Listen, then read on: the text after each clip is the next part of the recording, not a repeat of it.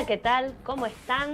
Bienvenidos a Cultura Confinada, el programa donde hablamos un poquito de arte y cultura en contexto cuarentena, tanto en Argentina como en el mundo.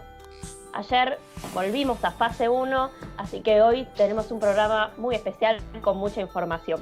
Yo soy Mili y ahora les quiero presentar a Guido, que es mi conductor, mi co-conductor, y además es el encargado de la técnica. Hola Guido, ¿cómo estás?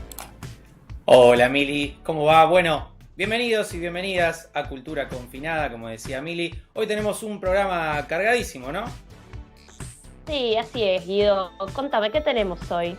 Hoy vamos a arrancar con la columna de música a cargo de nuestro compañero Leo, que se va a hablar sobre el protocolo de música para volver a la música puesto por el Ministerio de Cultura.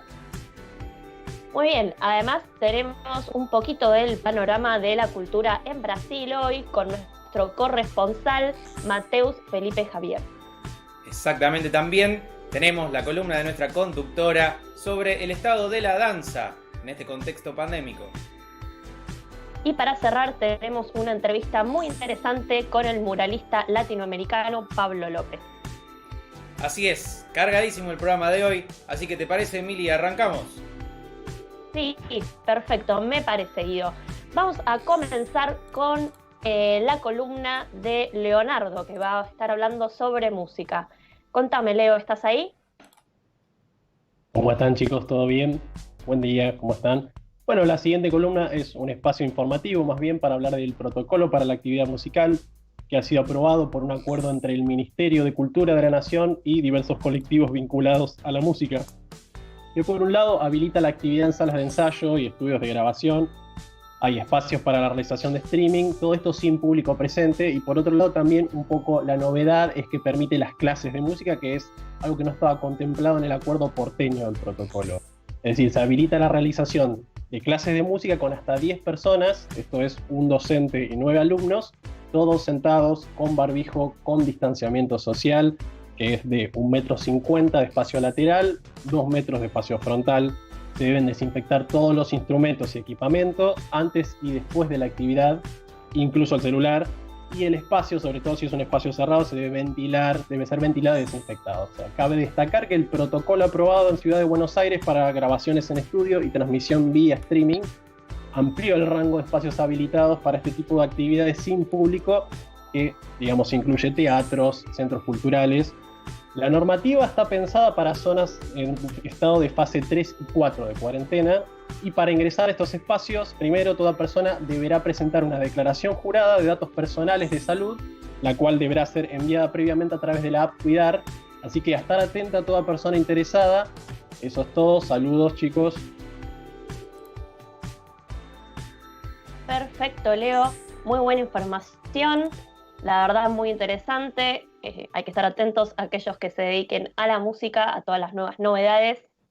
Y bueno, como no nos dedicamos solamente a la situación en Argentina, también nos interesa Latinoamérica y el mundo, ahora vamos a ir con Mateus, que es nuestro corresponsal en Brasil, que nos va a estar contando un poquito de cómo está la situación allá. Vamos con Mateus.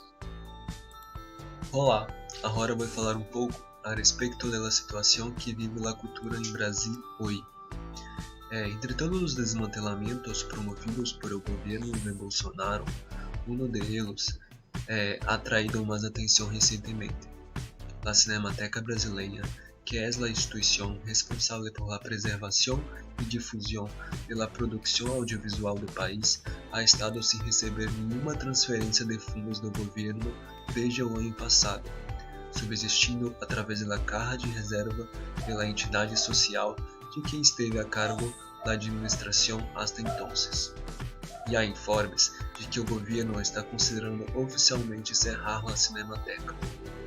A falta de fundos afeta não só o salário de todos os profissionais, sino também o mantenimento do lugar em si, como a climatização e a inspeção das salas que albergam a coleção de mais de 240.000 rollos de películas, además de outros médios, como muitos miles de títulos em DVD.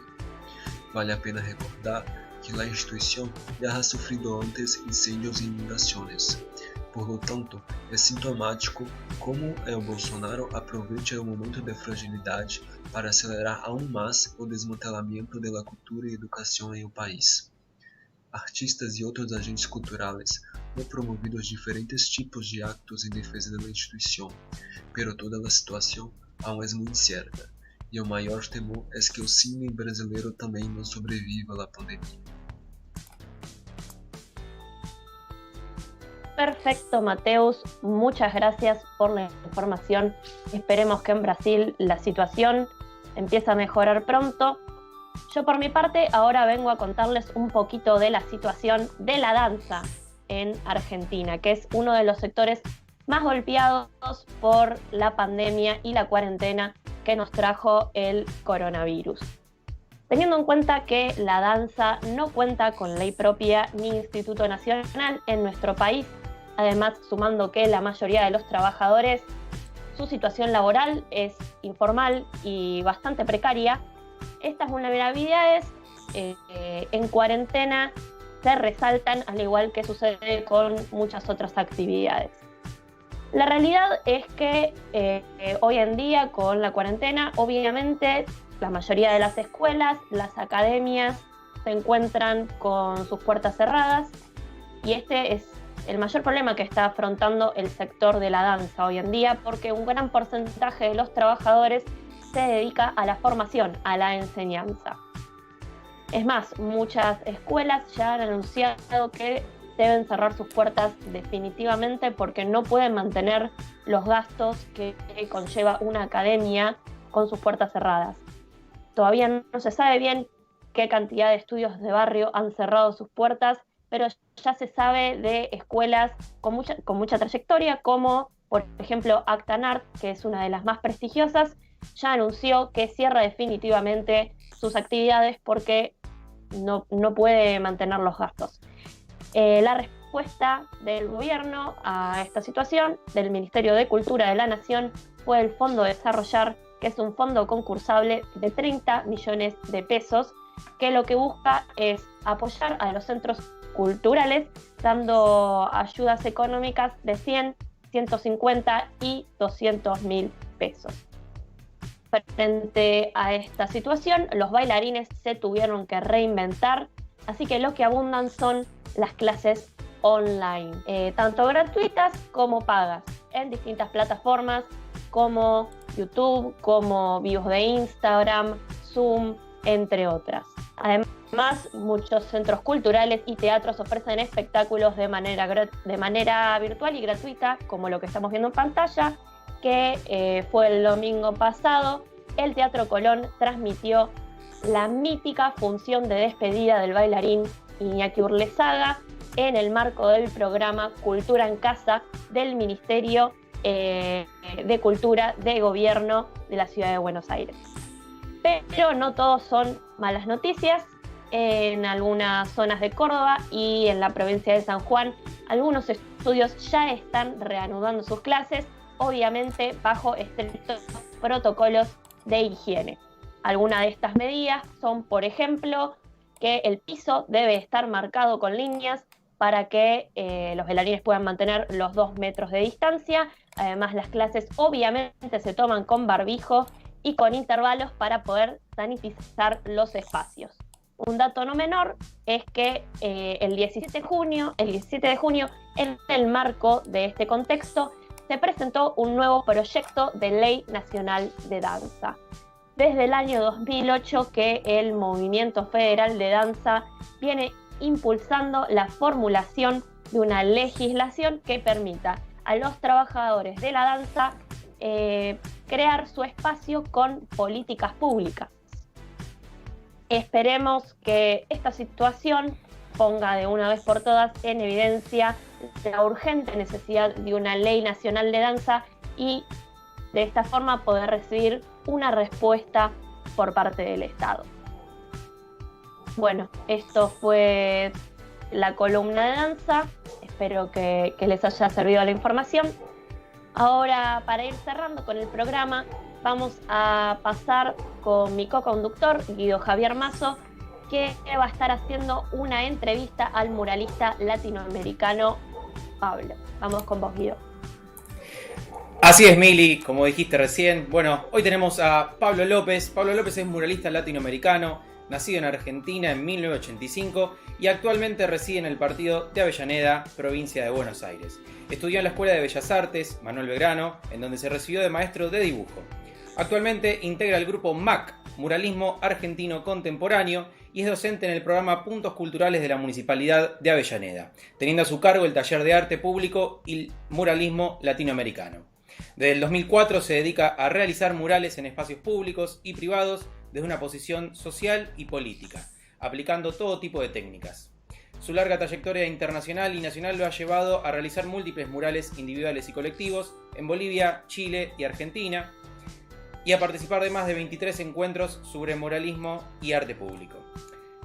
Y a raíz de esta cuarentena, desde junio, se encuentra dictando un taller de muralismo en el Centro Cultural Virtual Capitana del Valle, el cual pertenece al Frente Cultural María Remedios del Valle, espacio donde él milita. Estamos con Pablo. Pablo, ¿estás ahí? Hola Guido, ¿cómo andás? ¿Cómo estás, Pablo? ¿Todo bien? Muy bien, por suerte. Bueno, queríamos arrancar esta entrevista preguntándonos por qué remarcás tu origen latinoamericano, ¿no? Para presentarte. Básicamente por dos cuestiones. La primera por la cuestión geográfica y territorial, y la segunda es porque el muralismo mexicano inauguró el concepto de la actitud crítica del artista frente a la realidad. Y yo generalmente lo que hago es... Y en este sentido, vos marcás una línea muy política y social sobre tu laburo. Y en este sentido, queremos saber cuándo y por qué decidiste que sea así, ¿no?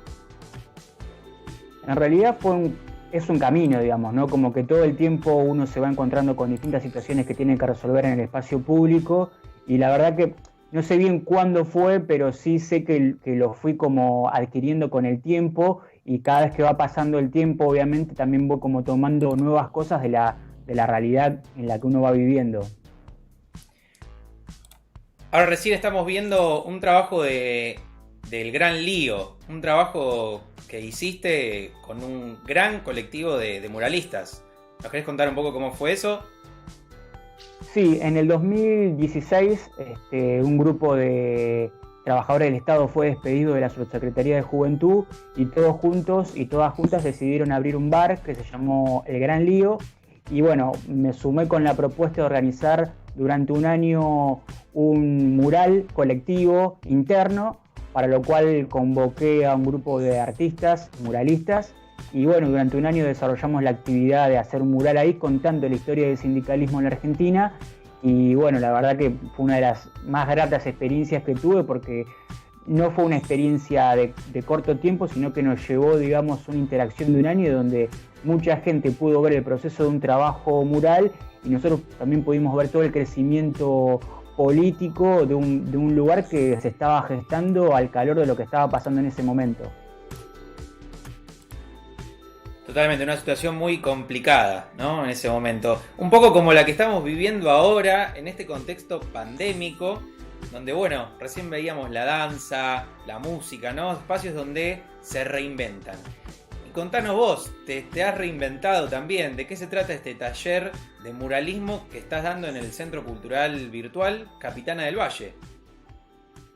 Bueno, el taller la verdad que es como una especie de propuesta nueva e innovadora, por lo menos yo lo veo de esa manera, porque fue todo un trabajo saltar a lo virtual, no haciendo charlas por Jitsi o Zoom, sino que justamente dando una serie de clases que tienen como varias temáticas. Un poco la idea era no solo mostrar los contenidos de las artes visuales y del muralismo, sino también mostrar un panorama latinoamericano, un panorama nacional, y compartir de forma directa técnicas, experiencias, y mostrarte a la gente que está laburando acá. Lo uso también como un soporte para que cuando volvamos a las clases presenciales podamos revisarlo y tomarlo. Viste que los talleres de mural generalmente son muy muy prácticos, vos tenés poco tiempo y tenés que trabajar un montón o pintar un montón, y bueno, me parece que esto viene como a saldar la parte más teórica, técnica, y aparte de comunidad, ¿no? De mirar que hay cosas que van más allá, digamos, de lo que vos a veces percibís en tu realidad inmediata. Totalmente. ¿Y a qué se debe, no, esta movida del Frente Cultural María Remedios del Valle? contanos si querés un poco este espacio en el cual vos militás. Bueno, el espacio tiene 2 años y lo componen básicamente trabajadores y trabajadoras de la cultura, que muchos son de Avellaneda, residen en Avellaneda.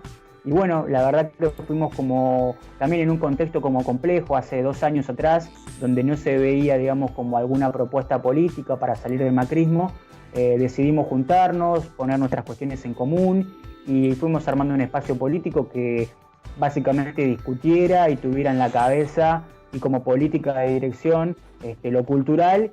Y bueno, en este contexto la verdad que nos agarró como bastante más organizados y fue una de las primeras cosas que empezamos a charlar, el tema de saltar a lo virtual, de qué manera, cómo, y bueno, lo fuimos resolviendo y ya pasó un mes porque esta semana salieron la 4ª clase de varios talleres y la verdad que estamos como muy contentos por la respuesta, por el crecimiento y por la gente que se empezó a suscribir y comparte nuestras clases. La verdad que es muy satisfactorio esta parte, digamos, ¿no?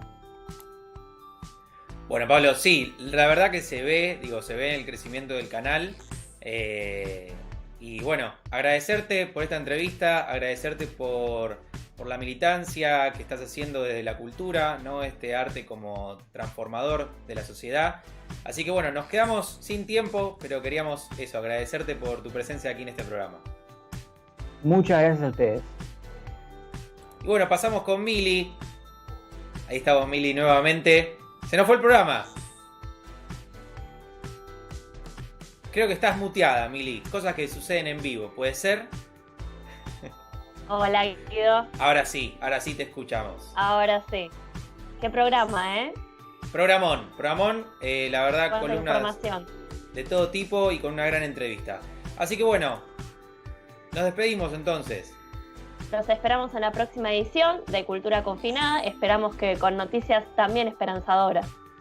Así es, que viva el arte. Nos vemos. Nos vemos.